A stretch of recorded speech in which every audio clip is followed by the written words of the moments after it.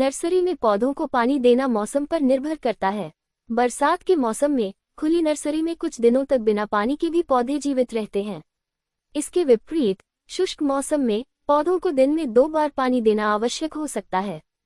पौधों को रोपण के मौसम तक परिवहन के लिए तैयार करने के लिए विकास को गति देने के लिए उर्वरक का प्रयोग किया जाना चाहिए। इसके अलावा ग्रेडिंग गुणवत्ता नियंत्रण का एक प्रभावी तरीका है। इसमें बढ़ते पेड़ों को आकार के अनुसार व्यवस्थित करना शामिल है, जबकि एक ही समय में बौने, जड़ की छंटाई, रोग निरीक्षण भाग और शूट की छंटाई को हटाना शामिल है। तेजी से बढ़ने वाली प्रजातियां बहुत बड़ी या संभालने में बोझिल नहीं होनी चाहिए और परिवहन और रोपण के दौरान आसानी से टूटनी चाहिए। हालांकि रोपण से पहले महीने में कभी भी जड़ों और टहनियों की छंटाई न करें। रोपण से लगभग 2 महीने पहले धीरे धीरे छाया और पानी की आवृत्ति कम करें।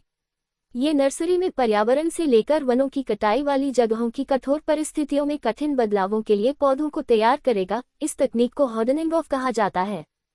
नर्सरी में पौधों को पानी देना मौसम पर निर्भर करता है।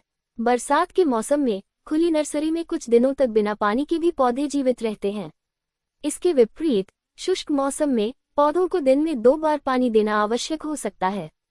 पौधों को रोपण के मौसम तक परिवहन के लिए तैयार करने के लिए विकास को गति देने के लिए उर्वरक का प्रयोग किया जाना चाहिए। इसके अलावा ग्रेडिंग गुणवत्ता नियंत्रण का एक प्रभावी तरीका है। इसमें बढ़ते पेड़ों को आकार के अनुसार व्यवस्थित करना शामिल है, जबकि एक ही समय में बौने, जड़ की छंटाई, रोग निरीक्षण भाग और शूट की छंटाई को हटाना शामिल है। तेजी से बढ़ने वाली प्रजातियां बहुत बड़ी या संभालने में बोझिल नहीं होनी चाहिए और परिवहन और रोपण के दौरान आसानी से टूटनी चाहिए। हालांकि रोपण से पहले महीने में कभी भी जड़ों और टहनियों की छंटाई न करें। रोपण से लगभग 2 महीने पहले धीरे धीरे छाया और पानी की आवृत्ति कम करें। ये नर्सरी में पर्यावरण से लेकर वनों की कटाई वाली जगहों की कठोर परिस्थितियों में कठिन बदलावों के लिए पौधों को तैयार करेगा। इस तकनीक को हार्डनिंग ऑफ कहा जाता है। नर्सरी में पौधों को पानी देना मौसम पर निर्भर करता है।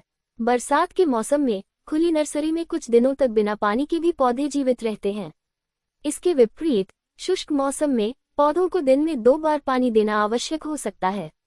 पौधों को रोपण के मौसम तक परिवहन के लिए तैयार करने के लिए विकास को गति देने के लिए उर्वरक का प्रयोग किया जाना चाहिए। इसके अलावा ग्रेडिंग गुणवत्ता नियंत्रण का एक प्रभावी तरीका है। इसमें बढ़ते पेड़ों को आकार के अनुसार व्यवस्थित करना शामिल